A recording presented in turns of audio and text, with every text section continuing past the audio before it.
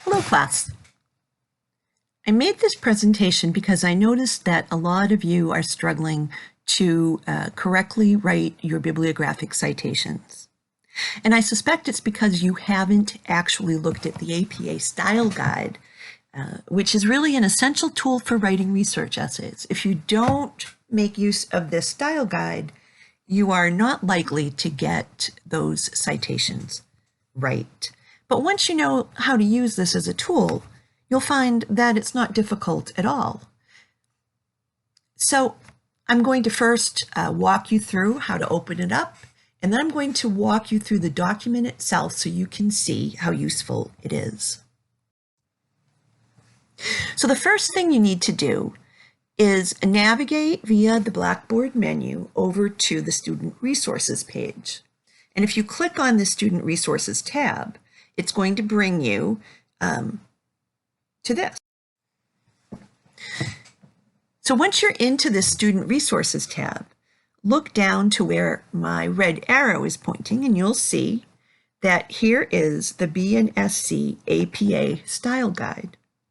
So if you click on that, you come to this. This is the title page of that guide. Now, once you have opened the document, the first thing I really want you to do is scroll down and find the table of contents, because the table of contents is an important item in this document. As with many digital items, not only does it, or with many digital documents, not only does it tell you what the contents of the document are, it also provides you with a quick way to locate and access those contents simply by clicking on the table of contents item. So first of all, what does this provide for us? Well, right off the top, we see some very useful bits of information that we can get from this guide. If you're unsure of what plagiarism is, you can click on Overview Plagiarism and Copyright, and it's going to give you some useful, quick information about that. And then right below that, we have information that's very useful about working with sources, which is what we've been practicing lately. First, there's an item that says Basic Rules in Text Citations. Then there's Narrative to introduce source material, and another section called Indirect Quotations. So if we click on Basic Rules, this is what we come to. We have these two pages. On the left-hand page, you see what you have to do to meet the bare minimum requirements. It shows you what parenthetical documentation looks like, 4 different types of sources. It gives you information about what the content of such documentation should be, etc. And then over on the right, with narrative to introduce source material, we have information that is useful to help us figure out how to work with sources more gracefully, how to have some finesse in our writing that will really make it easier for our readers to recognize when we're using a source. And so I urge you to spend some time on these pages and review them. But perhaps the most important section for the place we're currently in this class is the section called Reference Entries here. My red arrow is pointing to that. And if you look down below Reference Entries, you'll see this list, this pretty extensive list of all the different types of source material you might encounter as you're trying to write a paper. And it's your job, when you find a source, when you locate that source, to determine what kind of source it is. And once you know that, you can come back to this APA Style Guide and you can look up that kind of source from the list and navigate to the page for that type of source. And all you have to do is plug the information that you have into the source template that you'll see is provided if we were to click on the Reference Entries page. So how do we know what kind of source we have? Well, to just talk about and walk you through how to figure that out, I have located an article through the virtual library, and it's called Assessment of Management Training Needs of Agricultural Research Managers. And if you look at what comes up when I do my search and then take a look at the search results, I get really quite a bit of information here, including the name of a journal title that's circled in red and the information that this comes from a database. And both those things are important for helping me determine what kind of source it is.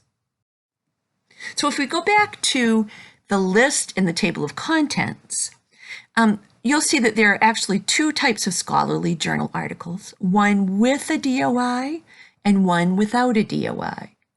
And my source is the first kind. And I'll show you how we know that in just a little bit. So once I've determined that that's the type of source I have, then I click on that link, that title of that section, and come here. And so if you look at the part of this page that my red arrow is pointing to, you'll see that there are several components to this section. The first is a description of the basic contents I need in order to write such a citation correctly. Then we have below that a template. We have an example of what my article's citation should look like. The order of information, which is considered very important. We also see that the citation starts flush left and is indented in the lines that follow the first line, which is different from paragraphs. And then finally, what we have is an example of such an article, such a type of article where someone else has already plugged in that information into the template and come up with this example. So how do I find out if my article has one of those addresses or does not? Well, if we go back to the virtual library list of results for my search, what you need to do is click on the title.